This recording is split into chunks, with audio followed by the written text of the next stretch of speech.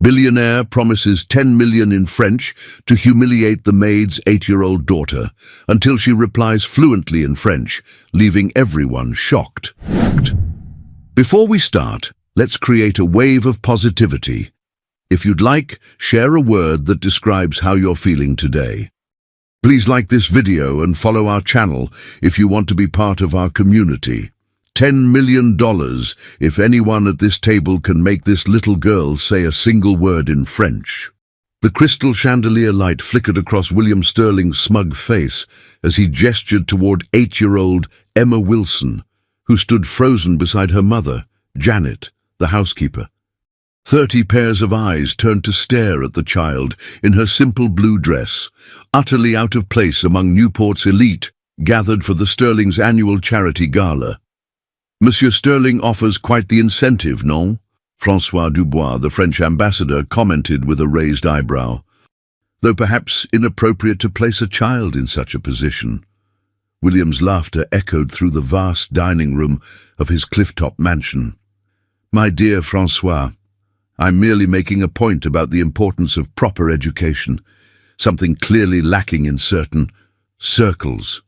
His eyes flicked dismissively toward Janet, who stood rigid in her black uniform, hands trembling slightly as she continued serving wine. Mother, this is exceedingly distasteful, whispered Catherine Sterling, William's 26-year-old daughter who had returned from Paris just yesterday. Her father silenced her with a sharp glance. Emma's cheeks burned crimson as the wealthy guests exchanged uncomfortable glances. Janet had only brought her daughter because the regular babysitter had cancelled last minute, and Mr. Sterling had reluctantly permitted it, provided Emma stayed in the kitchen. But when the child had accidentally wandered into the dining room looking for her mother, William had seized the opportunity for cruel entertainment. Well, William prompted, slicing into his filet mignon. Nothing to say, little one, not even a simple bonjour. Your mother has worked in my home for nearly 6 years. One would think you might have absorbed something useful in that time. The grandfather clock in the corner ticked loudly, marking each excruciating second of silence. Emma's eyes filled with tears as she stared at the intricate pattern of the Persian rug beneath her feet. William, that's quite enough, Elizabeth Sterling finally intervened, placing her napkin beside her barely touched plate. The child is clearly uncomfortable. Discomfort is often the precursor to growth, my dear, William replied smoothly. I'm offering a fortune that could change their lives forever. Surely that's worth a moment of social awkwardness. Janet moved to retrieve her daughter, but William raised his hand. Your employment contract specifies you're on duty until midnight, Janet. We wouldn't want a breach of terms, would we? Emma's small fists clenched at her sides. Something shifted in her expression as she lifted her gaze to meet William Sterling's cold blue eyes. Je n'ai pas besoin de votre argent, Monsieur Sterling, Emma said, her pronunciation flawless. Votre cruauté révèle seulement la pauvreté de votre âme. The room fell into stunned silence. William's fork clattered against fine china. I don't need your money, Mr. Sterling, Emma continued in English. Your cruelty only reveals the poverty of your soul. She turned and walked with perfect posture toward the kitchen door, leaving 30 of Newport's wealthiest citizens frozen in astonishment. Well, François Dubois finally broke the silence, his voice tinged with admiration.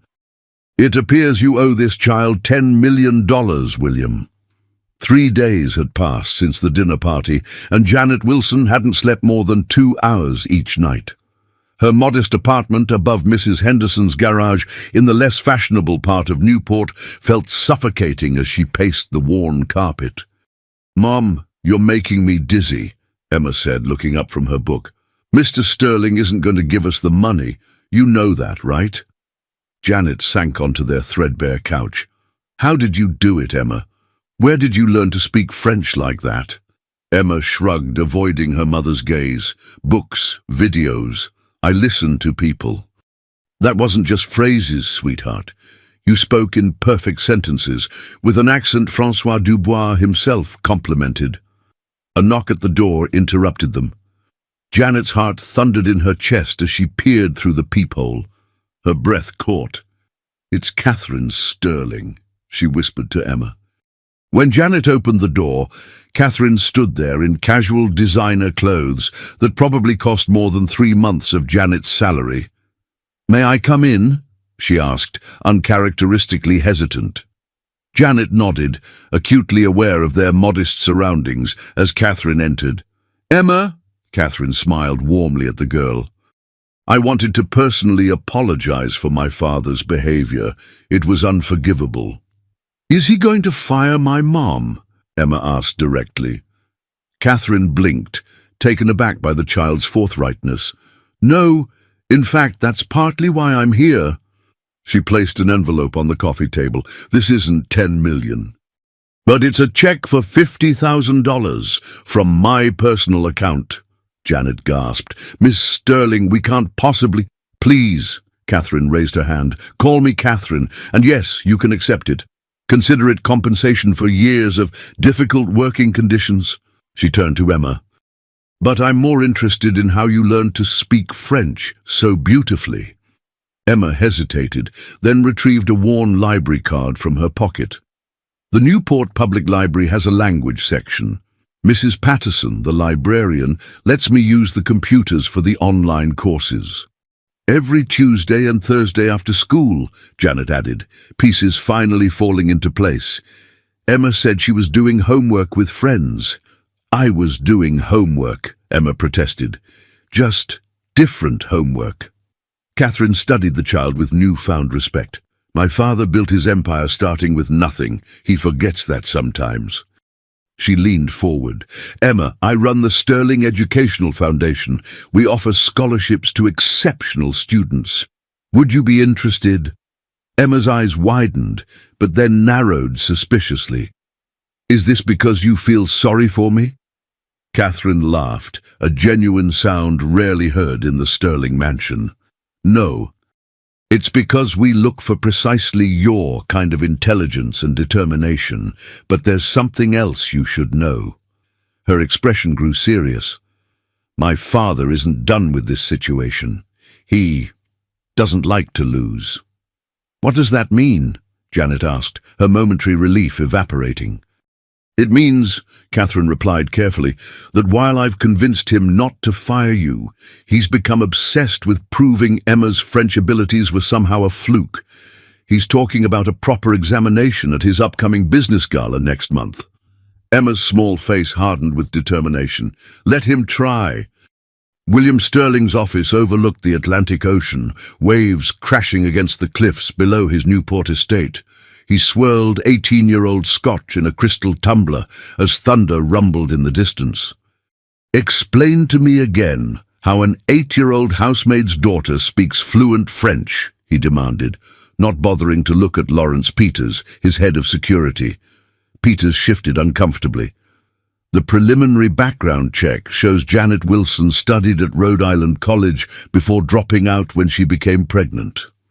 She took some French courses, but nothing advanced. And the girl? Emma attends Newport Elementary. Their language program doesn't begin until 5th grade. She's in 3rd. William set down his glass with deliberate control. "So we have a mystery. Sir, with all respect, perhaps, do you know what built my fortune, Peters?" William interrupted, finally turning from the window.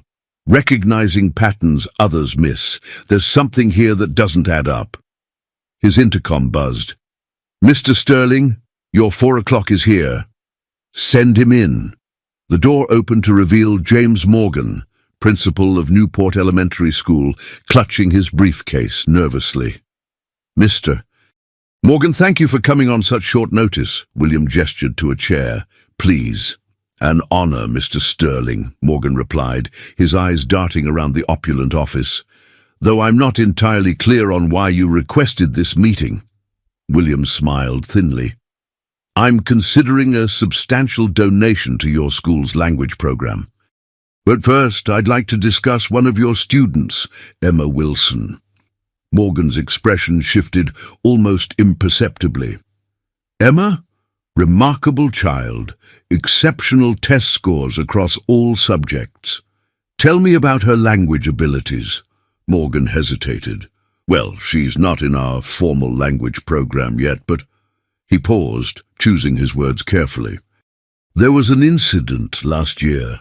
Our French teacher, Miss Beaumont, found Emma in the classroom after hours, reviewing advanced materials.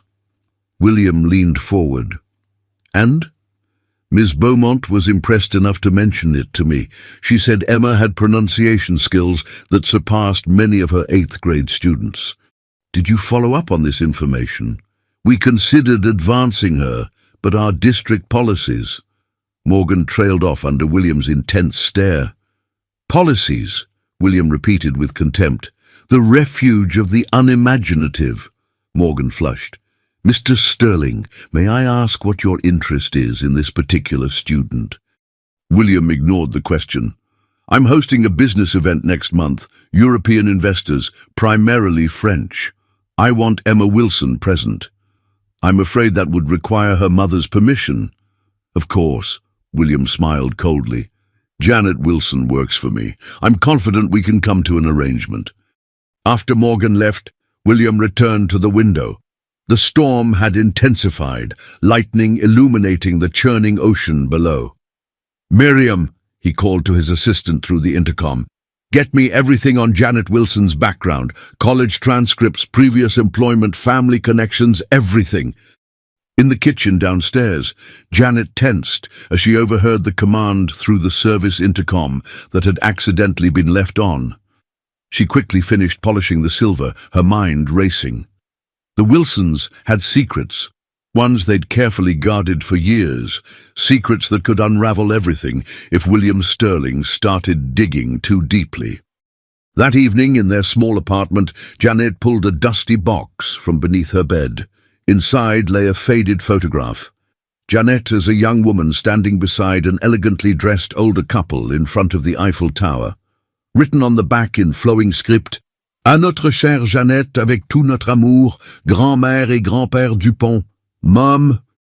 Emma stood in the doorway, watching her mother with concerned eyes.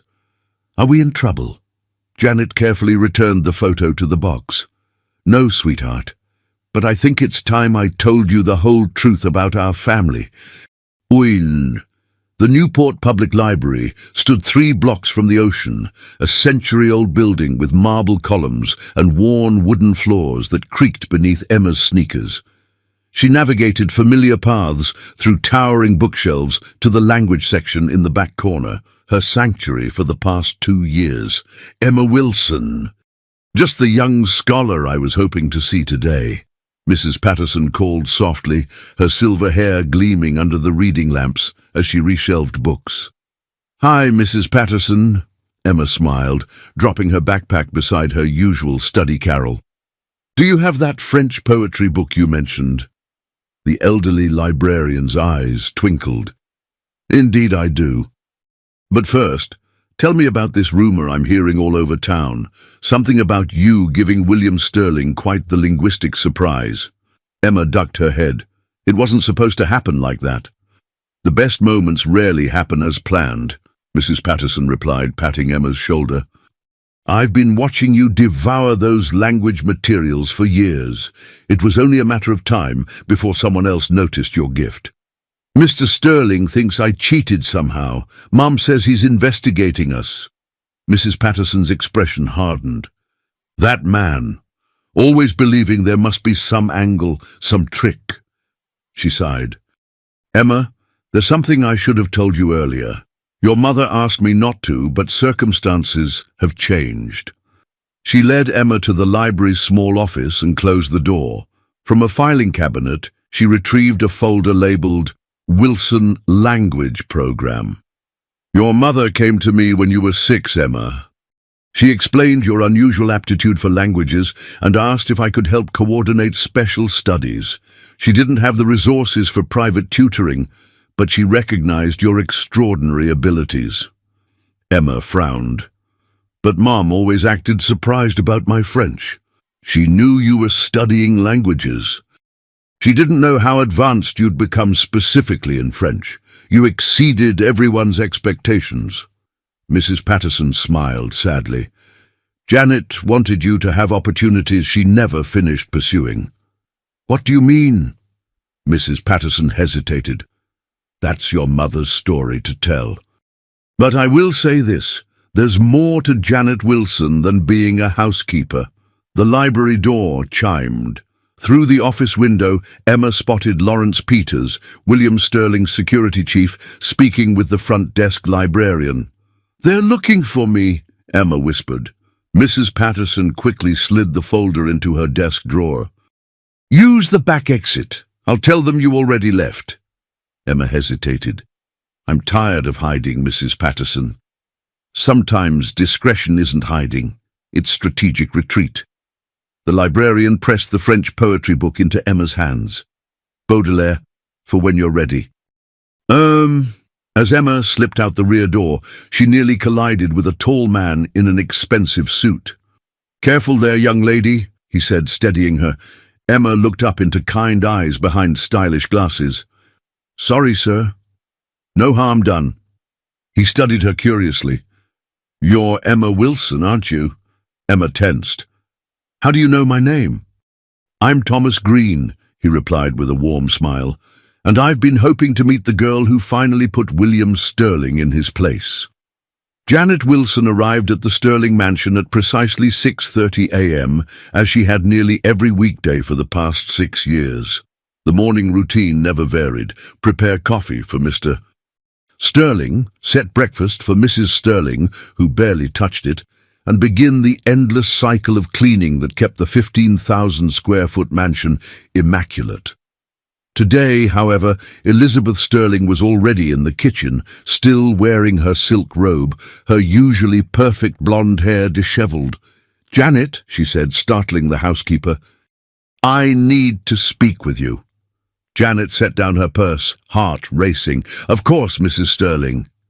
Elizabeth glanced toward the hallway before continuing in a hushed voice. William is planning something for the European Investors Gala, something involving Emma. Janet's hands clenched. Miss Catherine mentioned a proper examination. It's more than that. Elizabeth's perfectly manicured fingers trembled slightly as she pushed a folded paper across the counter. He's invited the French Minister of Education and several language assessment specialists from Harvard. Janet unfolded the paper, a printed email outlining an elaborate testing scenario disguised as entertainment. Why are you showing me this? Janet asked cautiously. Elizabeth's blue eyes, so similar to her husband's, yet somehow warmer, met Janet's.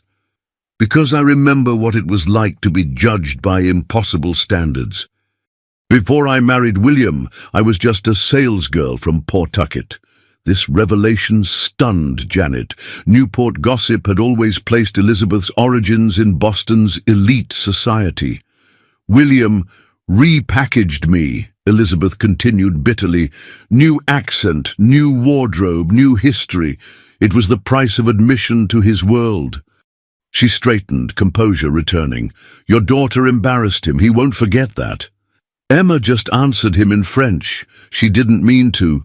Intent is irrelevant to William. Results are everything. Elizabeth checked her diamond watch. He'll be awake in 20 minutes. We never had this conversation. As Elizabeth left, Catherine entered through the service door, unusually early. Mum's talking to you now? Catherine raised an eyebrow. Interesting development. Your mother has always been kind, Janet replied carefully. Catherine scoffed. Kind but complicit. She perched on a kitchen stool. I met with the Sterling Foundation Board yesterday. We've approved a full scholarship for Emma through college, regardless of what happens at this ridiculous gala. That's incredibly generous. But it's not generosity, it's investment in talent. Catherine's expression softened. Janet, I need to know what my father might find if he digs into your background. Janet busied herself with coffee preparation, avoiding Catherine's gaze. Nothing remarkable. Single mother, community college dropout, housekeeper. And Emma's father? Not in the picture. Catherine studied her thoughtfully. You know what's strange? In 6 years, my father never bothered learning anything about you beyond your cleaning capabilities. Now he's obsessed. Mr. Green from the library board called me last night, Janet said, changing the subject. He met Emma yesterday. Catherine tensed visibly. Thomas Green, what did he want? To offer Emma private language coaching before the gala. He said he admires her determination. Stay away from Thomas Green, Catherine warned. He and my father have a decades-long feud. If he's approaching Emma, he has motives beyond philanthropy. What kind of feud? Catherine hesitated. They were business partners once, before I was born. Something happened in France. My father never discusses it, but it ended with Thomas losing everything while Dad built Sterling Enterprises. The mansion's security system chimed, announcing William's descent from the master suite. Catherine stood quickly. Dad can't know I was here this early. Just be careful, Janet. Thomas Green might see Emma as a weapon against my father, not a child to protect. After Catherine slipped out, Janet retrieved her phone and opened a text from an international number she hadn't contacted in years. Chère Jeannette, nous avons entendu parler de la petite Emma. Est-il temps de révéler la vérité? Avec amour, grand-mère. Her grandmother's message was clear. Was it time to reveal the truth about their family? Janet stared at the Sterling family portrait hanging in the hallway. William, Elizabeth and Catherine, all perfect smiles and perfect lies. Not yet, she whispered, deleting the message as William Sterling's footsteps echoed down the marble staircase. Emma stared at the elegant business card in her hand. Thomas Green, CEO, Green Global Investments. The embossed gold lettering caught the afternoon sunlight filtering through her classroom window. Emma, the answer, please. Mrs. Harrison's voice pulled her back to the present. Sorry. Emma quickly tucked the card into her desk. The capital of France, her teacher prompted with a patient smile. Paris, Emma replied, earning a few giggles from classmates who found the question absurdly easy for her. Correct. Mrs. Harrison returned to the geography lesson as Emma's thoughts drifted back to her conversation with Thomas Green yesterday. William Sterling and I have a complicated history, he had explained as they sat on a bench outside the library. But this isn't about him, it's about recognizing extraordinary talent. He'd offered private French coaching 3 times weekly until the gala. No strings attached, he claimed. Emma wasn't sure she believed that last part. When the dismissal bell rang, Emma gathered her books slowly. Instead of heading to the after-school program where she normally waited for her mother, she walked to the administration office. I'm supposed to meet Mr. Green, she told the secretary. He's taking me to French lessons today. The secretary checked a note on her desk. Yes, your mother called this morning to approve. He's waiting outside. Thomas Green stood beside a sleek black car, casually elegant in a light grey suit. Ready for your first real lesson, Emma? During the drive to his Newport mansion, nearly as impressive as the Sterlings, but with warmer, less ostentatious decor, Thomas explained his background. I lived in France for 15 years. My late wife was Parisian. Language acquisition was her specialty. She taught at the Sorbonne. Emma studied him carefully. Why are you really helping me, Mr. Green? Thomas laughed. Perceptive. William would say I'm using you to embarrass him. Are you? Partially, he admitted, surprising her with his honesty. But mostly I recognize something in you that reminds me of my daughter. You have a daughter? A shadow crossed his face. Had. Caroline would be 26 now. I'm sorry, Emma said quietly. Thomas nodded acknowledgement as they arrived at his home. Inside, a formal living room had been transformed into a French cultural immersion space. Maps, artwork and bookshelves filled with French literature. Today, we assess your true level, Thomas explained, switching entirely to French. No more hiding your abilities. For the next hour, he tested her comprehension, vocabulary, grammar, and pronunciation through increasingly complex exercises. Emma matched him at every turn, even correcting his intentional mistakes. Finally, Thomas sat back, visibly impressed. "You're not just fluent, Emma. Your French is native level with a distinct Parisian accent." He narrowed his eyes. "That's not possible from library books and videos alone." Emma shrugged, uncomfortable with his scrutiny. "Your mother," Thomas continued carefully, "Janet, does she speak French?" "Oh, she understands more than she admits," Emma replied guardedly. Thomas nodded thoughtfully. "The Sterling Gala is in 3 weeks. William is arranging for language experts to evaluate you. Designed as an elegant party game, but really intended to expose you as a fraud." "I'm not a fraud, I know," Thomas said gently. "But William can't accept that a housekeeper's daughter possesses talents his own family lacks. It contradicts his worldview." He stood and retrieved a leather portfolio from his desk. "These are dossiers on each expert William has invited. We'll prepare for their specific testing approaches." Emma flipped through the detailed profiles. "This is like spy stuff." Thomas smiled grimly. Business at William's level often is. As their session concluded, Thomas drove Emma home. Outside her apartment, he seemed hesitant. "Emma, there's something strange about your situation. Your abilities suggest early immersion or native exposure, not self-study." Emma remained silent. "I knew your mother briefly, years ago," Thomas continued. "Before you were born, she worked for a French family visiting Newport." Emma's head snapped up. "What family?" "The DuPonts, extremely wealthy Parisian industrialists." Thomas watched her reaction carefully. "Your grandmother wouldn't happen to be French, would she?" Before Emma could respond, the apartment door opened to reveal Janet, her expression a mixture of relief and alarm. "Mr. Green," she said stiffly, "thank you for bringing Emma home." "Janet," Thomas nodded, "your daughter is remarkable." "Yes, she is," Janet replied, ushering Emma inside. "And we need to discuss these arrangements further before continuing." As the door closed, Thomas remained standing there, staring thoughtfully at their modest apartment. He pulled out his phone and dialed an international number. "Marcel, c'est Thomas.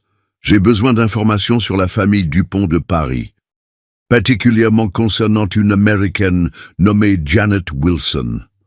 The morning light filtered through the curtains of the Wilsons' small apartment as Janet sat across from Emma at their kitchen table. 2 cups of hot chocolate steamed between them, a Sunday tradition since Emma was 3. But today was different. Today was about truth. "You asked about this last night," Janet said, sliding the faded photograph across the table. "These are your great-grandparents, Henri and Mathilde Dupont." Emma studied the elegant couple standing in front of the Eiffel Tower with a younger Janet. "They're my real family? From France?" "Part of your family, yes. My mother, your grandmother Claire, fell in love with an American soldier stationed in Paris. My father, James Wilson, brought her back to Rhode Island after they married." "So you're half French?" Emma's eyes widened. "Why didn't you tell me?" Janet sighed, wrapping her hands around her mug. "The Duponts are one of France's wealthiest families. They never approved of my father. They thought he wasn't good enough for their daughter. When my mother died giving birth to me, they blamed him. That's not fair." "No, it wasn't. My father raised me alone in Newport, but when I was 16, the Duponts reconnected. They offered to finance my education if I would spend summers with them in Paris. That's how I learned French. Immersion with my grandparents." Emma leaned forward. "So I inherited your gift for languages?" "You didn't just inherit it, you surpassed it." Janet smiled, touching Emma's cheek. "When you were 4, I noticed how quickly you picked up words from the Spanish cartoon show you loved. By 5, you were correcting my French pronunciation. But why keep it a secret? Why pretend to be surprised when I spoke French at Mr. Sterling's dinner?" Janet's expression darkened. The DuPonts weren't just wealthy, Emma. They had connections to people like William Sterling. My grandfather and William were business partners briefly in the 1990s, along with Thomas Green. Mr. Green mentioned that. What happened between them? A deal went wrong. Very wrong. William somehow managed to take control of my grandfather's American investments while simultaneously destroying Thomas Green's company. My grandfather lost millions, though the family was wealthy enough to absorb the blow. Thomas lost everything. Emma processed this, her young mind connecting dots with remarkable speed. So when Mr. Sterling hired you 6 years ago, he had no idea who I was, Janet confirmed. The Wilsons were nothing to him, just a convenient last name belonging to a qualified housekeeper who needed work after her husband left. My father, Emma said quietly. Was he really just someone who abandoned us? Janet reached for Emma's hand. David was a good man who couldn't handle being a parent, but there's something else you should know. She hesitated, then continued. After David left, when you were just 2, I was desperate. I contacted my grandparents. They offered to take us both in, give us a life of privilege in Paris. Why didn't we go? Because it came with conditions. They wanted to legally adopt you, raise you as a DuPont, erase the Wilson name entirely. Janet's voice trembled. I couldn't surrender my daughter, even for all the comfort and opportunity they offered. Emma squeezed her mother's hand. I'm glad you didn't. The apartment buzzer interrupted them. Janet checked the security monitor and froze. It's Thomas Green, and he's not alone. On the small screen, Thomas stood beside an elegant elderly couple. The woman's posture and silver-streaked dark hair immediately reminded Emma of her mother. The man, despite his age, stood tall in an impeccably tailored suit. Are those? Emma whispered. Janet nodded, her face pale. Your great-grandparents. The DuPonts have come to Newport. How did they know about us? Thomas must have contacted them after discovering our connection. Janet's hand shook as she reached for the intercom. But the real question is, whose side are they on? The Sterling mansion hummed with activity as staff prepared for the European Investors Gala. William paced his office while Lawrence Peters delivered his report. Thomas Green has been giving the girl private French lessons, Peters said. 3 times a week since their first meeting. William stopped pacing. And you're just telling me this now? We only confirmed it yesterday. They've been careful, varying schedules, different pickup locations. What game is Thomas playing? William muttered, more to himself than Peters. He has no interest in children or education. There's more, sir. International visitors arrived at Green's estate yesterday, an elderly French couple. Our sources identified them as Henri and Mathilde Dupont. William's face drained of color. The DuPonts, here in Newport. You know them, sir? William dismissed the question with a wave. What's their connection to Thomas? Unclear, but they visited Janet Wilson's apartment yesterday and stayed for several hours. William sank into his chair, mind racing. After 30 years, could the DuPonts still be seeking revenge for that Paris deal? He'd always assumed they considered the loss too insignificant to pursue, a rounding error in their vast fortune. Sir? Peters prompted. Should we adjust security protocols for the gala? Double everything, William ordered, and get me every piece of information on Janet Wilson's background. Birth records, education, family connections, everything. After Peters left, William unlocked a hidden safe behind his bookshelf and removed a worn leather portfolio. Inside lay documents from his early business days, including a yellowed newspaper clipping with the headline, American Businessman Dies in Paris Hotel, Foul Play Suspected. Below it, a photo showed a younger William shaking hands with the deceased, Thomas Green's former father-in-law and William's one-time business partner. The intercom buzzed. "Mr. Sterling, your daughter is here." Catherine entered without waiting for his response, elegant as always in her business attire. "We need to talk about this ridiculous examination you're planning for Emma Wilson." "It's merely entertainment for our European guests," William replied smoothly, discreetly returning the portfolio to his desk drawer. "It's public humiliation of a child, and you know it." Catherine crossed her arms. "The Sterling Foundation has already offered her a full scholarship. Why not just let this go?" "You offered what?" William's voice dropped dangerously. "A full scholarship through college. Emma Wilson has extraordinary potential." "You had no right." "As executive director of the foundation, I have every right," Catherine interrupted. "Your pride is hurt because an 8-year-old bested you in front of your peers. Get over it." William studied his daughter, noting her defiant posture, so like her mother in their early years, before Elizabeth had learned the cost of defiance in his world. "You've never taken such personal interest in a scholarship candidate before," he observed. "Why this child?" Catherine hesitated. "Because she reminds me of myself at that age, before you and Mother remolded me into the perfect Sterling daughter. We gave you every advantage." "You gave me a role to play," Catherine corrected. "The dutiful daughter who went to the right schools, socialized with the right people, and never ever embarrassed the family." William's expression hardened.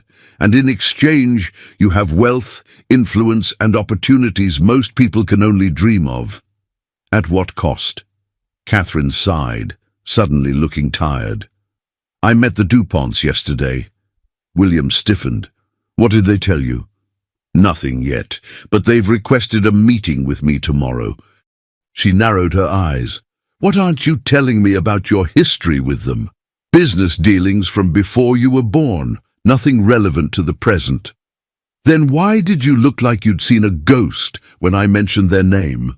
Catherine pressed. The intercom saved him from answering. "Mr. Sterling, the French Minister of Education is calling regarding the gala arrangements." "I need to take this," William said, reaching for the phone. Catherine moved toward the door, but paused. "Whatever happened between you and the DuPonts, don't punish a child for it. This examination at the gala, call it off. The arrangements are finalized. The minister himself is looking forward to it." William covered the phone receiver. "But I'll ensure it's conducted with appropriate sensitivity." After Catherine left, William spoke into the phone.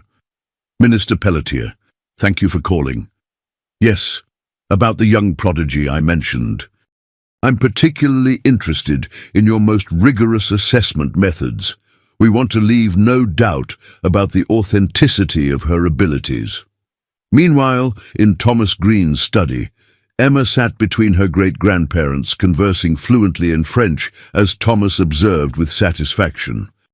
"Your accent is impeccable, ma petite," Mathilde marveled, patting Emma's hand. "A true Dupont." "She has Janet's gift, but refined beyond her years," Henri agreed, his voice still strong despite his 86 years. Thomas cleared his throat. "Emma, would you mind if I spoke privately with your great-grandparents for a moment?" After Emma left, Thomas addressed the elderly couple. "William knows you're in Newport. His security chief has been asking questions." Henry's expression hardened. "Good. Let him sweat. This isn't just about old business grudges anymore," Thomas cautioned. "There's a child involved now?" "A DuPont child," Mathilde corrected firmly. "Our great-granddaughter who deserves her rightful place and inheritance." "Janet rejected that option years ago," Thomas reminded them. "She wants Emma to have a normal childhood." Henri scoffed. "Normal?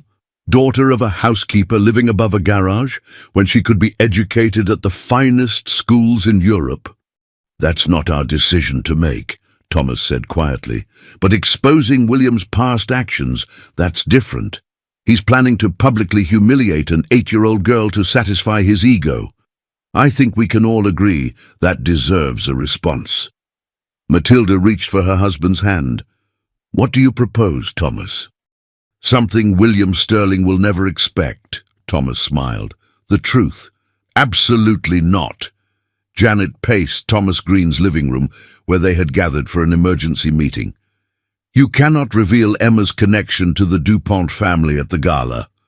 Henri Dupont raised an eyebrow. She bears our name as much as Wilson's, Jeanette. Janet, she corrected automatically. I haven't been Jeanette since I was 16. The point, Thomas interrupted, is that William is setting a trap. These language specialists aren't coming to celebrate Emma's abilities. They're coming to discredit her, which is precisely why we must reveal who she truly is, Mathilde insisted.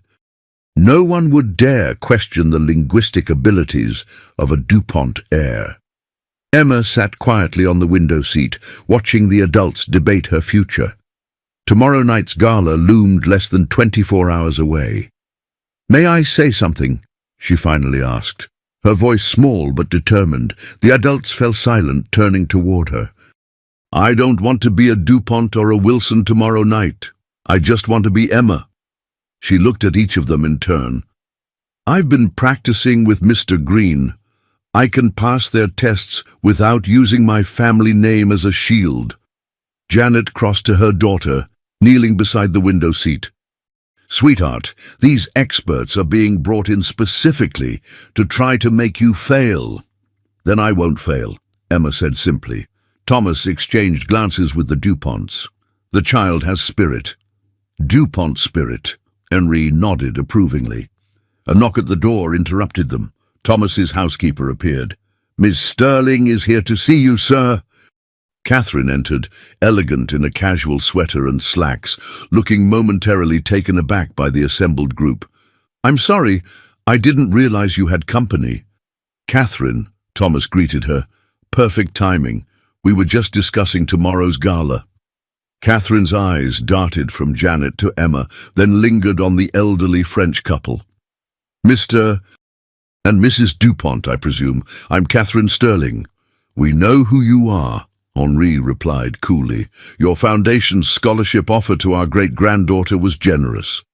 Catherine's eyes widened slightly at great-granddaughter, but she recovered quickly. Emma deserves every opportunity we can provide. Janet stood. Catherine, you should know that your father and the Duponts have history. I gathered as much from my father's reaction when I mentioned meeting them. Catherine turned to Thomas. And where do you fit into all this, Mr. Green? Thomas was once partnered with both your father and Henri, Mathilde explained. Until William's betrayal destroyed Thomas's company and cost us millions in American investments.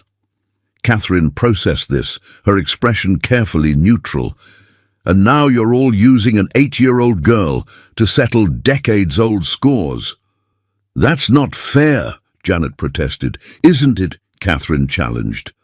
My father's ridiculous examination, your family's sudden reappearance, Thomas's convenient mentorship, everyone seems to have agendas that have nothing to do with Emma's welfare. Emma stood suddenly. I'm not being used. I'm choosing to do this. The adults fell silent, surprised by her certainty. Mr. Green taught me about the tests they'll use. Great-grandpère and grandmère told me stories about our family history. Mum has always supported my learning. Emma looked directly at Catherine. I want to do this. For myself. Catherine studied the child thoughtfully. You understand what you're walking into? My father doesn't lose gracefully. Neither do I, Emma replied with a hint of a smile. Catherine laughed unexpectedly. I believe that. She turned serious again. But you should know my father has escalated the examination. The French Minister of Education has designed a series of increasingly difficult challenges. It's excessive. Thomas frowned. Minister Pelletier is involved personally. That goes beyond ego into obsession. William has always been obsessive about winning, Henri commented. Some things never change. Janet reached for Emma's hand. We can still back out. Say you're sick. We don't have to do this. Running away would only confirm what Mr. Sterling believes, That I'm not good enough, Emma replied with wisdom beyond her years. I want to show him he's wrong. Catherine studied the determined child, then made a decision. I may be able to help. I have access to the examination questions. Minister Pelletier sent them to my father this morning. Catherine, Janet hesitated.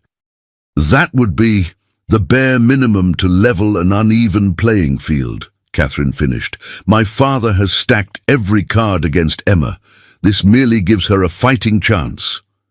Henri nodded approvingly. The daughter is not the father, it seems. Not entirely, Catherine agreed with a wry smile. Though I did learn his most valuable lesson, always have leverage. She reached into her purse and withdrew a memory stick. This contains the examination protocol for tomorrow night. Use it wisely. As she turned to leave, Emma called after her. Why are you helping me?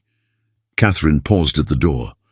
Because 6 years ago, I watched my father reduce a brilliant young woman to just the housekeeper. I've regretted my silence ever since. She looked at Janet. Maybe this is my chance to finally make that right. After Catherine left, Emma turned to the adults with newfound determination. We have work to do. The Sterling mansion blazed with light against the darkening Newport sky. Limousines and luxury cars lined the circular driveway as Newport's elite mingled with European investors and diplomats. At the center of it all, William Sterling played the consummate host, champagne in hand, while silently counting the minutes until the evening's special entertainment. In a guest room upstairs, Janet adjusted the ribbon on Emma's simple but elegant blue dress. Remember, you don't have to go through with this. We can leave right now. Emma checked her reflection in the mirror. I'm ready, Mom. A soft knock preceded Catherine's entrance. They're about to begin the formal dinner. Emma, you'll be seated between Minister Pelletier and Professor Rousseau from the Sorbonne. As planned, Emma nodded. My father has no idea you've seen the examination materials, Catherine confirmed. But be careful, he's added a section on obscure regional dialects that wasn't in the original protocol. Janet tensed. That's not fair. It's okay, Emma assured them. Mr. Green covered Provençal and Occitan variations yesterday. I'm prepared. Catherine smiled admiringly. You're something else, Emma Wilson. DuPont Wilson, Emma corrected, with newfound confidence. I'm both. Downstairs, the grand dining room hummed with multilingual conversations. William surveyed the scene with satisfaction, noting the French academic delegation at the center table. His gaze froze when he spotted Thomas Green entering with Henri and Mathilde Dupont. Who invited them? He demanded of Lawrence Peters. They're on the guest list, sir. Mrs. Sterling added them yesterday. William suppressed his anger as he approached the unwelcome guests. Thomas, Henri, Mathilde, what an unexpected pleasure. William, Thomas replied smoothly. Magnificent event as always. The DuPonts were in Newport on business, Elizabeth explained, appearing at William's side. I thought they might enjoy our little cultural exchange. William's tight smile never reached his eyes. How thoughtful of you, dear. It's been too long, William, Henry said, his accent still thick despite decades of international business. 30 years since Paris, no? Before William could respond, the dinner bell chimed. As guests found their places, Emma entered with Janet and Catherine. The room hushed momentarily. Many had heard rumors about the housekeeper's daughter who had supposedly embarrassed William Sterling. Minister Pelletier, a distinguished man with salt and pepper hair, stood to greet Emma. Ah, la petite prodige! Enchantée, mademoiselle. Le plaisir est le mien, monsieur le ministre.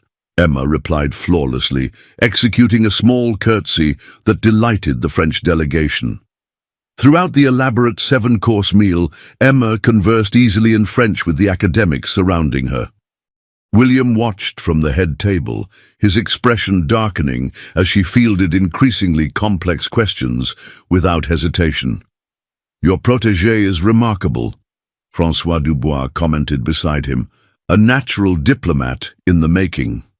"We'll see," William replied curtly. As dessert concluded, William tapped his crystal glass. The room fell silent. "Distinguished guests, as promised, we have a special cultural demonstration tonight." He gestured toward Emma. "Some of you may have heard about young Miss Wilson's surprising linguistic abilities. Tonight, our French educational delegation has prepared a series of challenges to explore the depth of her skills." Minister Pelletier stood. "Indeed, we have designed a comprehensive examination covering vocabulary, grammar, literature, regional dialects, and cultural knowledge. Most university students would find it challenging." Murmurs rippled through the crowd as Emma was escorted to a small stage area arranged at one end of the ballroom. 3 professors from the Sorbonne joined her, along with Minister Pelletier. The examination began with straightforward vocabulary and grammar questions, which Emma navigated easily. As the difficulty increased, guests leaned forward in their chairs, captivated by the child's composure. "Maintenant," Minister Pelletier announced, "we move to regional variations. Please identify and reproduce this dialect." He played a recording of an elderly farmer speaking in a thick regional accent. William smiled smugly. This section hadn't been in the original protocol. Emma listened intently, then replied, "C'est le dialecte provençal de la région d'Avignon, influencé par l'occitan." She proceeded to replicate the accent perfectly, adding, "My great-grandmother's housekeeper spoke this way when discussing local markets." Minister Pelletier raised his eyebrows, clearly impressed. William's smile faltered.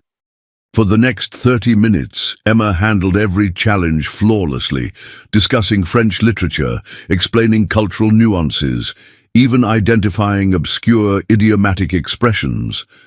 Finally, William interrupted. "While this is certainly impressive memorization, perhaps we should test actual comprehension and spontaneous response." Minister Pelletier looked confused. "That was not part of our agreed protocol, monsieur." "A simple addition," William insisted.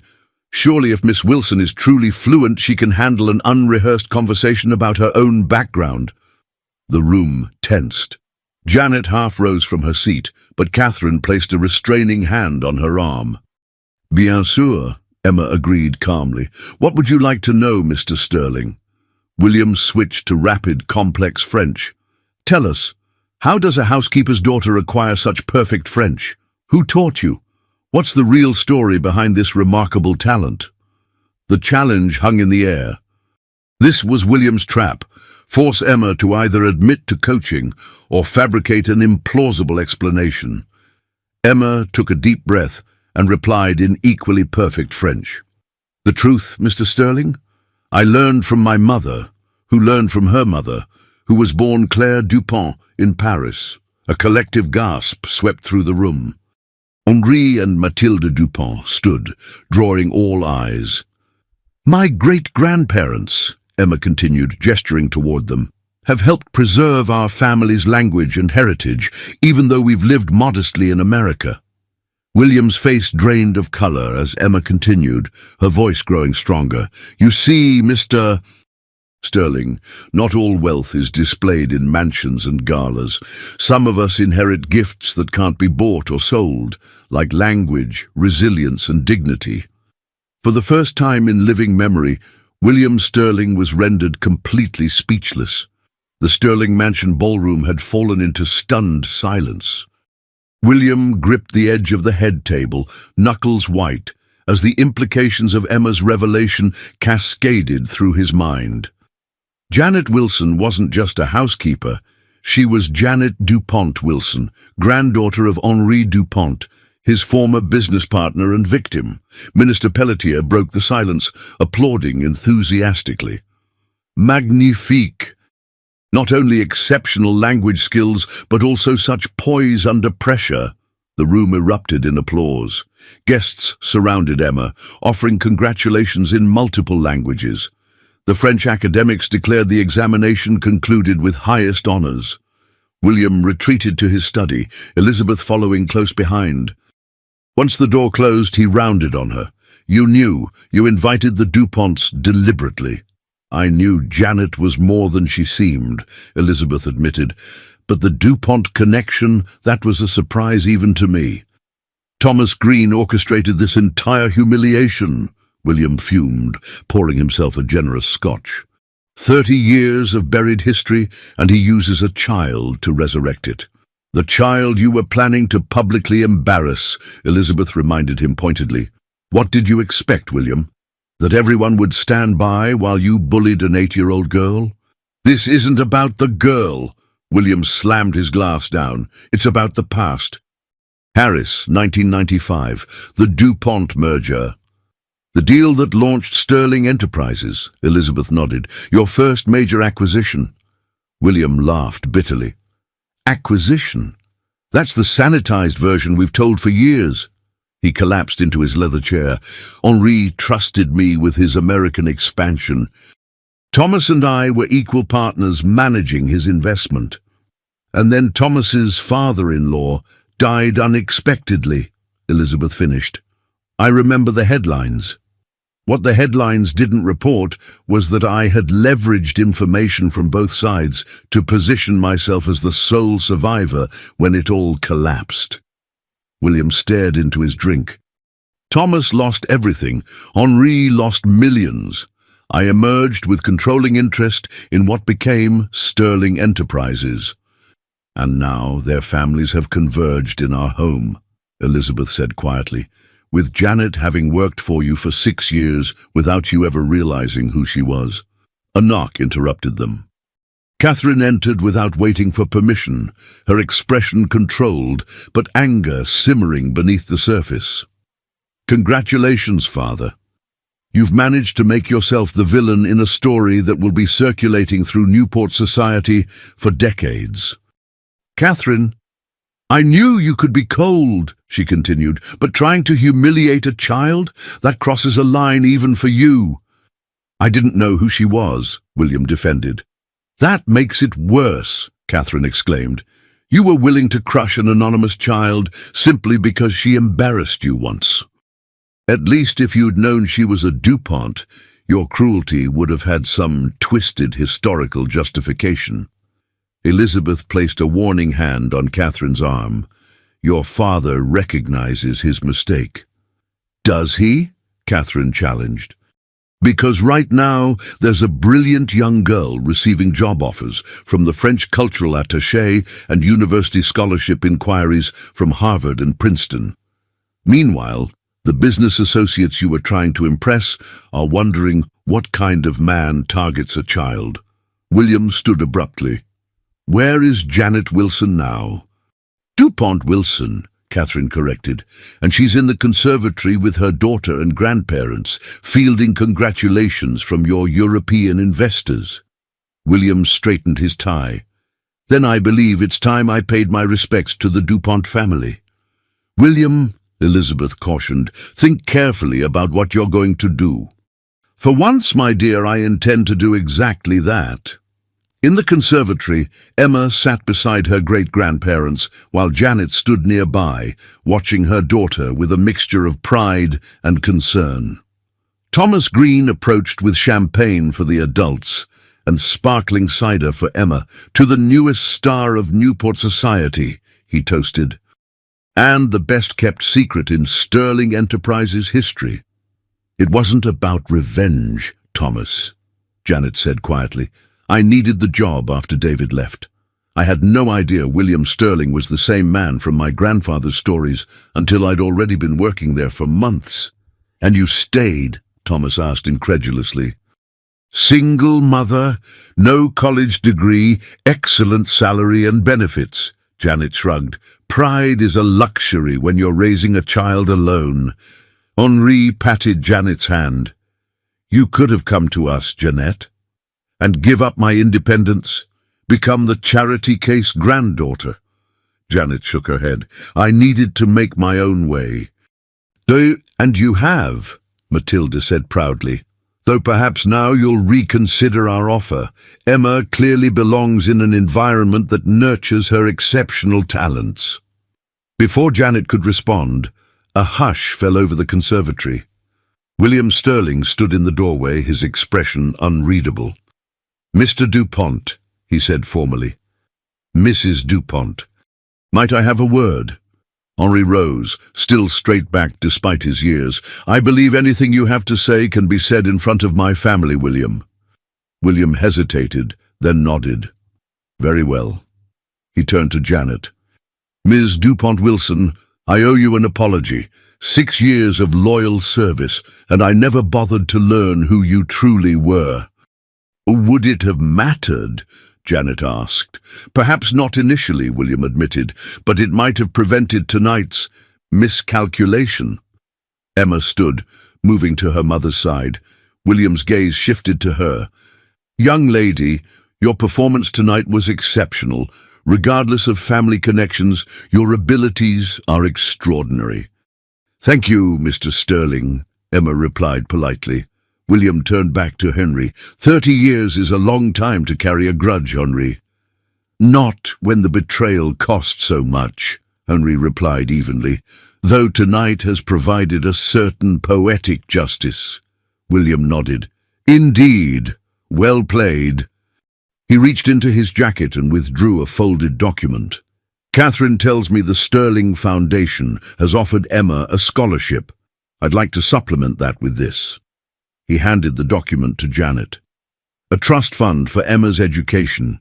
$10 million, as promised that first night. No strings attached." The room fell silent as Janet unfolded the document, eyes widening as she scanned its contents. "Why?" she asked simply. William glanced at his daughter, who watched him with surprised approval. "Let's call it an investment in exceptional talent, and perhaps a first step toward amends." 1 year later, Emma stood on the terrace of the Dupont summer estate in Newport, watching sailboats drift across the bay. At 9 years old, she had grown an inch taller, her confidence matching her height as she conversed in rapid French with her great-grandfather. "They're here," Henri said, nodding toward the driveway where a sleek car was pulling up. Emma smoothed her dress nervously.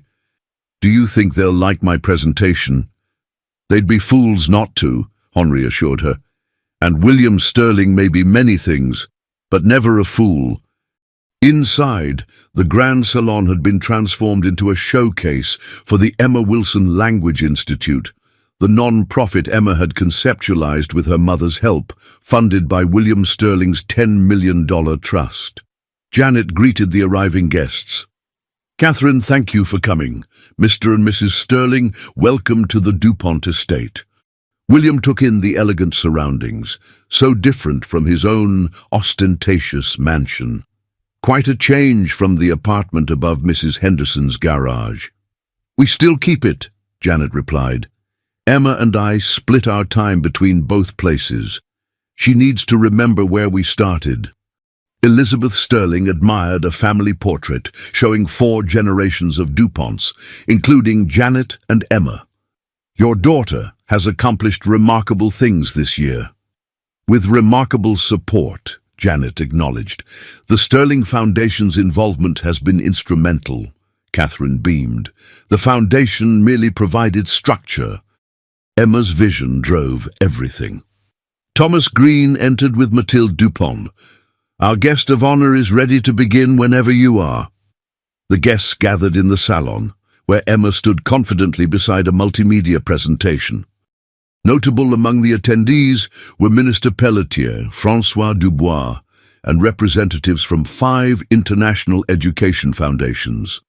"Thank you all for coming," Emma began in English, before seamlessly transitioning to French, then Spanish, then back to English.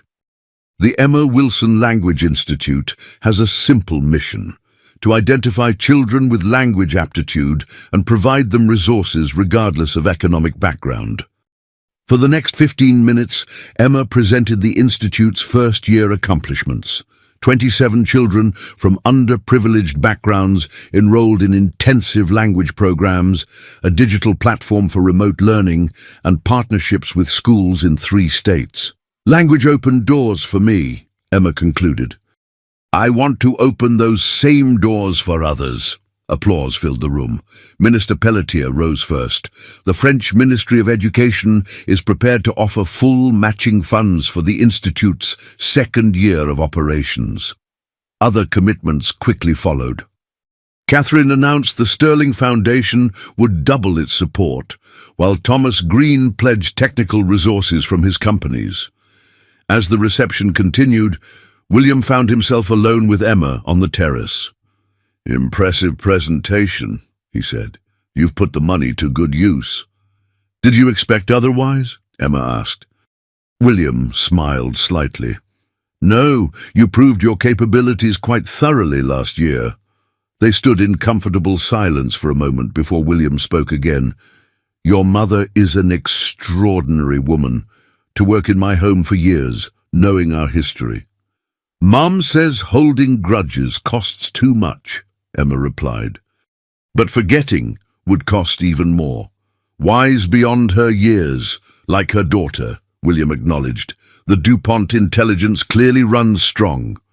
Wilson intelligence too, Emma corrected. My dad wasn't perfect, but he taught me resilience before he left. William studied the young girl thoughtfully. You know, when I was building Sterling Enterprises, I justified many actions by telling myself I was creating a legacy for Catherine, yet she never wanted the kind of empire I envisioned. What did she want? To make a difference, much like you're doing now. William gazed out at the horizon. It took me 63 years and a public humbling by an 8-year-old to recognize the difference between a legacy and an ego project. Emma smiled. Is that why you're funding the Institute? Redemption? William laughed genuinely. Perhaps, though I prefer to think of it as a sound investment in exceptional talent. Inside, Janet watched her daughter conversing easily with William Sterling, former adversary, current ally. A remarkable transformation, Thomas commented, joining her. In both of them. Janet nodded. Emma's always had that effect on people. She sees beyond surface identities to possibilities. A trait worth $10 million, apparently. Thomas smiled. The money helped, Janet acknowledged, but it was William's public acknowledgement of her abilities that mattered most. Recognition is a powerful currency. Catherine approached with Henri and Mathilde. Your daughter is negotiating additional funding from my father, she observed with amusement. She drives a hard bargain for a 9-year-old. Emma knows what she wants, Mathilde said proudly. A true DuPont. With Wilson determination, Janet added. Henri took Janet's hand, and her mother's wisdom to navigate between worlds without being owned by either. On the terrace, Emma had extracted a commitment for an additional $1 million from William for a new digital language platform. You're quite the negotiator, Ms. Wilson, William noted with grudging respect. DuPont Wilson, Emma corrected with a smile. I'm both, Mr. Sterling. That's something I've learned this year. We don't have to choose one identity when we can embrace the fullness of who we are. William considered this, a lesson many adults never master. As the sun set over Newport, casting golden light across the gathering, Emma rejoined her mother. Janet wrapped an arm around her daughter's shoulders. Happy? Janet asked softly. Emma nodded, watching as former adversaries, Sterlings, DuPonts and Greens, conversed amicably about future collaborations. A year ago, I just wanted to prove I belonged in Mr. Sterling's fancy dining room. Now I know I belong wherever I choose to make a difference.